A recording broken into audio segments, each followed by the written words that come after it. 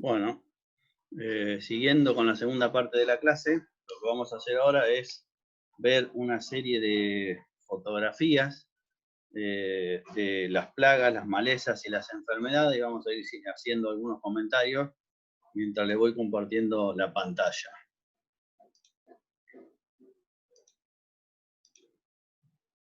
Ahí tenemos, vamos a ver todo vía a través de fotos, muy poco escrito. Enfermedades, plagas, malezas y enfermedades fisiogénicas. Básicamente, los problemas con lo que son los elementos nutritivos que le pueden faltar a las plantas. Volviendo otra vez al esquema de cómo se define el rendimiento de un cultivo, acá lo que estamos viendo es que nosotros estamos en esta parte, o sea, las plagas, las malezas y las enfermedades tienen importancia dentro de la actividad por la reducción del rendimiento potencial. En la medida que hay más presión de estas plagas o de estas enfermedades en determinadas zonas, ya vimos por qué, porque se dan las condiciones, porque está el hospedante y hay condiciones climáticas, mayores serán los rendimientos, mayores será la reducción de los rendimientos. Bien, dicho esto, arrancamos con las enfermedades. Pueden aparecer en frutos, en hojas, en semillas, en raíces y en tallos. Y acá tenemos una en soja, Coletotrichum, que es antragnosis. Es una enfermedad, acuérdense de síntoma y signo. El síntoma de la antragnosis es que toda la planta se coloca o se pone de esta coloración, y el signo era la presencia de ese patógeno. En este caso, estos puntitos negros que se ven acá son esporas del hongo, y acá estamos viendo el síntoma y el signo. Melanosis en cítricos, del género Diaporte. Eso que yo estoy viendo ahí es cómo se presenta la enfermedad, es el síntoma. Penicillium, esto lo habrán visto, el famoso hongo Penicillium de color celestito. Acá estoy viendo el síntoma por un lado, la putrefacción, pero también estoy viendo el signo. Todo eso de color celestito, blanquito, son las hifas del hongo. Acá estoy viendo las dos cosas. Esto es muy común en fruticultura. Lo mismo que acá, en maíz. Esto se da por ahí inclusive en maíces tardíos, cuando se tarda mucho tiempo para cosechar y los días son muy lluviosos y las chalas no envuelven de todo el maíz, ingresa humedad y empieza a haber un deterioro de los granos. Acá estoy viendo tanto el síntoma como el signo. Carbón en trigo, el hongo que lo produce es Stiletia, donde está la semilla teóricamente. ¿Se acuerdan cuando vimos los componentes de rendimiento? Bueno, estos serían, esto es la espiga, y estas son las espiguillas, que adentro de cada espiguilla hay un grano. Bueno, en el caso del carbón en trigo, Tiletia, en lugar de haber adentro un grano, adentro hay esporas del hongo, que es de un color negro y por eso se llama carbón en trigo. Carbón en maíz, esto que estoy viendo acá es el síntoma, la planta se deforma, pero a su vez también es el signo, porque si yo rompo esto encuentro las esporas del carbón. Es un carbón diferente, el carbón del maíz, a lo que es el carbón del trigo. Alternaria, otra enfermedad, esto se da por ahí lo pueden ver en acelga, en remolacha, donde lo que hay es una necrosis. La necrosis es el síntoma, o sea, la muerte de los tejidos. Y si yo a simple vista no, pero con una lupa, con varios aumentos, yo acá puedo ver las pústulas de ese hongo. Entonces estoy viendo el signo, es la presencia del patógeno. Fumagina, muy característico de los cítricos y de los jazmines, es esto negro que yo veo acá. En realidad esto negro es un hongo, fumagina, que se forma porque en el envés de la hoja hay otra plaga, que son las cochinillas, pero ya de origen animal, y hay mosquita blanca. Las deyecciones de las cochinillas caen sobre la parte de arriba de las hojas, las que están más abajo, y eso hace que esto se humedezca y se forme este hongo, que es fumagina. Antragnosis en maíz, todo esto que yo estoy viendo es el síntoma, y seguramente ahí, con un microscopio, podré ver el signo, voy a ver las esporas del hongo. Torque del duraznero, Tafrina deformans, produce esta deformación. Esto se lleva, este es el síntoma. No veo el signo acá, no lo estoy viendo, pero este es el síntoma. Esto mediante una aplicación y un tratamiento que se hace en las 4 estaciones del año, se evita el torque del duraznero. Oidio, otra enfermedad. Estas manchas blancas primero aparecen y eso es lo que sería la presencia del hongo, con lo cual es el signo, y el síntoma es el amarillamiento, cómo va quedando amarillo en los lugares donde el hongo se ha depositado. Roya blanca del girasol, género el bugo. Esto que estoy viendo acá es el síntoma, y seguramente podré ver el signo con un microscopio acá. Roya negra en trigo, Puccinia graminis. ¿Cuál es el síntoma acá? Bueno, que la planta empieza a fotosintetizar menos y se empieza a poner amarillenta. Y todas estas pústulas que veo acá, todo esto es el signo. Lo mismo con la roya anaranjada. El amarillamiento o clorosis es el signo, eso que se ve acá o se ve acá. Y el síntoma digo, es el amarillamiento, la clorosis. Y el signo son estas pústulas de color naranja. Si uno entra al lote, cuando sale del lote y está lleno de roya, sale todo con todos los pantalones anaranjados. Roya amarilla, Puccinia striformis, lo mismo.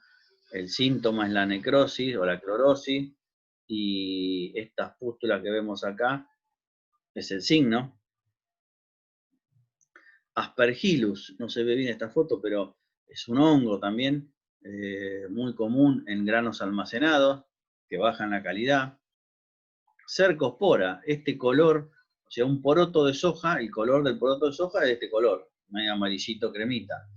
Cuando hay un ataque de hongo y se produce en esa enfermedad de fin de ciclo, se transforman en de este color, que si bien no inutiliza el cultivo, sí me castigan. ¿Por qué? Porque el estándar de comercialización de la soja establece que el poroto es de color amarillo. Entonces, hay un porcentaje determinado que se puede recibir con porotos de este color. En la medida que se pase de ese poroto, no me acuerdo bien ahora si era el 2 o el 5%, no me acuerdo, pero si yo paso esos umbrales, me empiezan a hacer descuentos, porque si toda la soja estuviera de color violeta, no estaríamos hablando de soja, porque el estándar de comercialización dice que la soja tiene ese color que ustedes ven acá, que es este cremita o amarillito.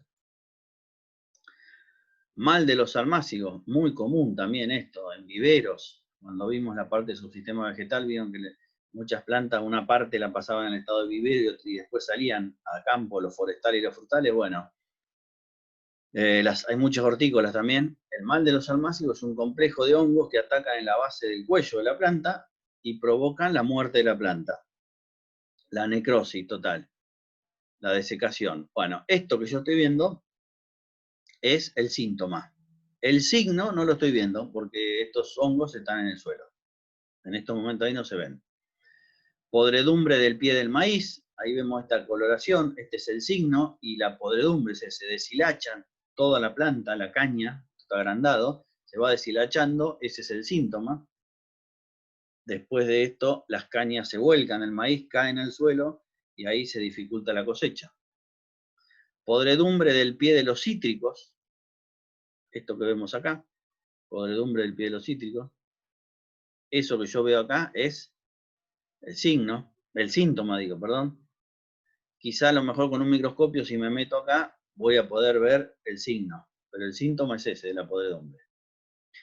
Ahora nos vamos a los virus, y normalmente cuando hablamos de virus, ¿se acuerdan que los virus solamente podían ingresar a las plantas a través de un vector? Bueno, además tiene otra característica. Yo en las virosis veo solamente los síntomas. leprosis cítrica, pero no veo los signos, nunca lo veo al virus. Y otra de las cosas es que, en general, las virosis, todo lo que se realiza para controlar virosis es preventivo. No hay nada curativo. Una vez que un virus atacó una planta, no hay vuelta atrás. Peste negra del tomate. Esto que yo veo acá, que provoca este tipo de manchas, es el síntoma. No estoy viendo el signo. Ahora, este tomate en el mercado vale menos. Una persona que va a una verdulería y le ofrecen un tomate de esta forma o de esta manera, comparado con el imaginario que tiene el tomate en su cabeza, que es todo de color rojo, no lo compra. Y si lo compra, paga menos. Virus del mosaico del tabaco, genera amarillamiento total, o sea, es una clorosis y después una necrosis, una muerte, y justamente si hay algo donde no se me tiene que morir y la hoja tiene que estar perfecta es en el cultivo de tabaco, que es lo que después va a entrar en el proceso de producción para fabricar los cigarrillos. Virus del mosaico del tulipán. Muchas veces las virosis en plantas ornamentales se hacen a propósito, o sea, se inoculan a las plantas con virus para que generen estos rayados. Pero esto es un virus, el mosaico del tulipán. Si yo lo único que quería hacer era tulipanes de color rojo, todo en el horno. Ahora, si el mercado busca este tipo de tulipanes o este tipo de rayado así, bienvenido. Mosaico del coliflor, amarilla la planta, con lo cual la planta fotosintetiza menos producción de biomasa. Virus, este se llama ring spot en manzano. Lo que yo veo acá es el síntoma, todo este amarillamiento de las hojas. No estoy viendo el signo y no lo voy a ver. Y algo hablamos del mal de Río Cuarto. El mal de Río Cuarto es una virosis que afecta a los maíces, tienen varias virosis, una de ellas es el mal de Río Cuarto. Afecta solamente, se llama mal de Río Cuarto porque apareció en la zona de Río Cuarto en Córdoba y afecta a esa zona nada más.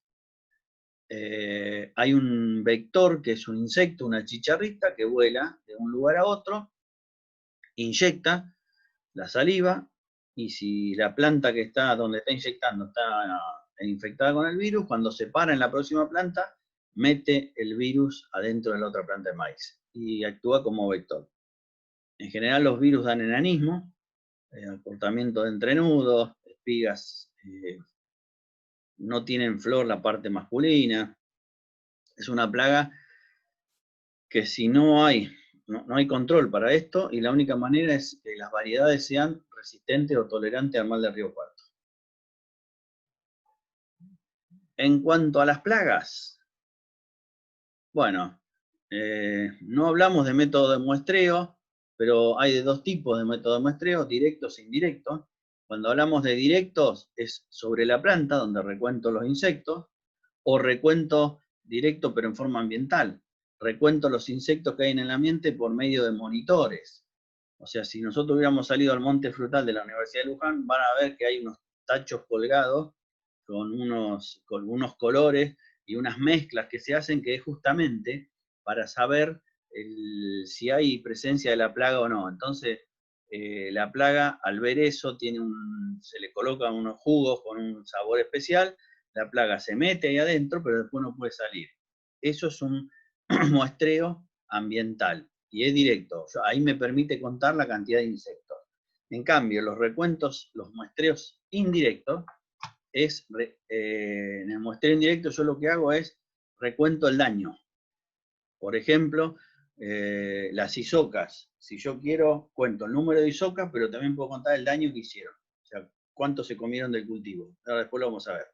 En el caso de este ejemplo, en el cultivo de chinches, los muestreos se hacen, estos son directos, con un paño se golpea las plantas. Ahí está, se golpea la planta, el paño puede ser vertical o puede ser horizontal, y se hace el recuento, una vez que se golpearon un metro, o sea, un metro lineal, una vez que se golpearon se hace el recuento de los insectos que estoy buscando. Dependiendo del número de hectáreas, del tamaño de la muestra, los patrones de muestreo en el lote pueden ser así, camino en diagonal, voy haciendo este tipo de zigzag, hago una cruz o este otro tipo de zigzag, para que los recuentos sean válidos. Se descartan siempre los bordes, porque ahí es donde ingresa la plaga y es donde más cantidad hay.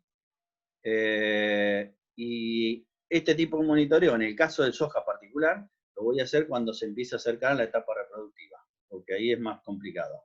Otro muestreo en soja es otro insecto que es el barrenador, esto que estamos viendo acá, el barrenador de los brotes, el pinotia se llama, que genera este acartuchamiento de las hojas más nuevas, empieza a tejer como una tela, también se muestrea con el paño, ese se muestrea abriendo este lugar donde está acá y haciendo un recuento directo de cuántos hay en un metro de surco, y la desfoliadora, o sea, lo que son las isocas, se muestran con paño. Yo golpeo, llevo el mismo patrón de diseño, de tamaño, de la muestra que tengo para chinches, y se obtiene el número de orugas por surco.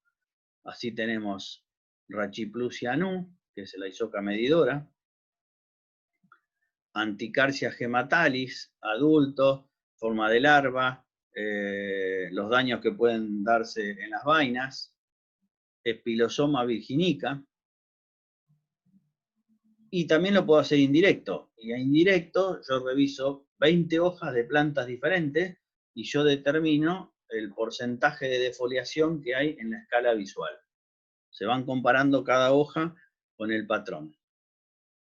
Tenemos ácaros, que son las arañuelas, ácaro blanco, arañuela roja, cochinilla roja o cochinilla, en el caso de la roja australiana, esto es así como quedan los árboles, cochinilla coma, por la forma que tienen, gusanos cortadores, el estado de mariposa de ese gusano, Carpocapsa es una larva que se da en manzana, eso es el daño que provoca, ese fruto perdió valor económico.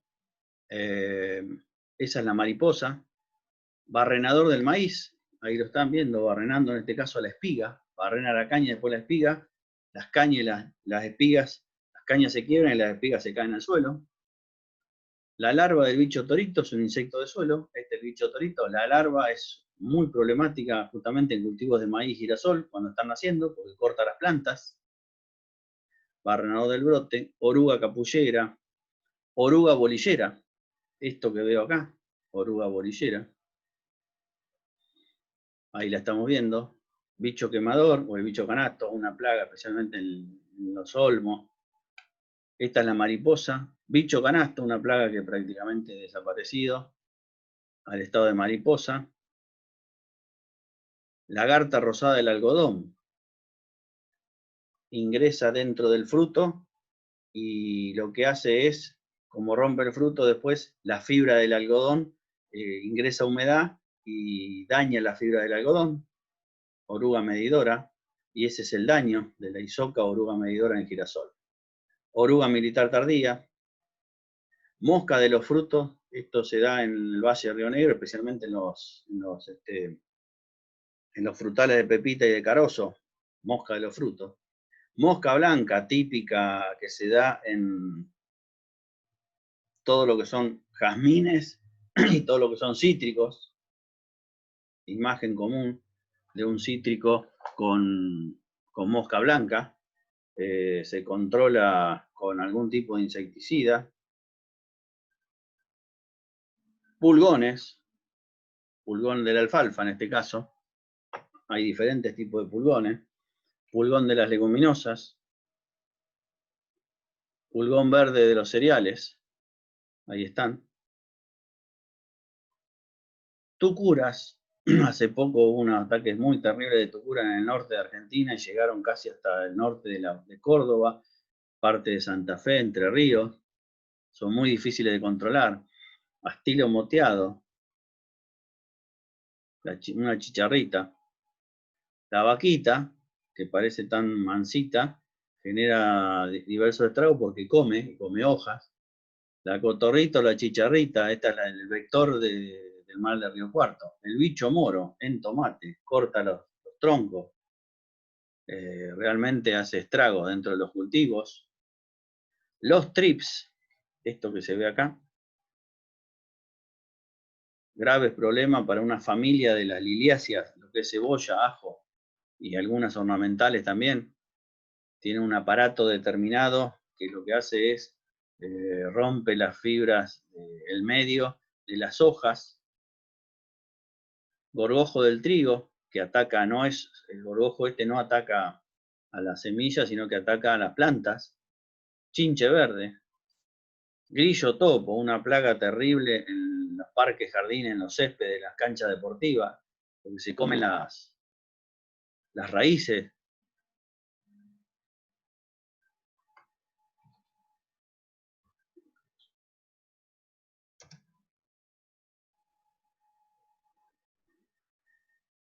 No sé qué pasó con la máquina. Grillo topo, ahí vamos. Langosta, ahí tenemos la langosta. Otra plaga. Acá tenemos nematodes de raíz en alfalfa. Si ustedes ven, estos yo no los veo, pero el daño que están haciendo por debajo del suelo es terrible, comiéndose las raíces, con lo cual esa planta de alfalfa no puede absorber ni nutrientes ni agua, no puede desarrollar. Es una plaga bastante importante. Bien, con esto llegamos a malezas. Lo que vamos a hacer ahora es, vamos a parar acá y en un segundito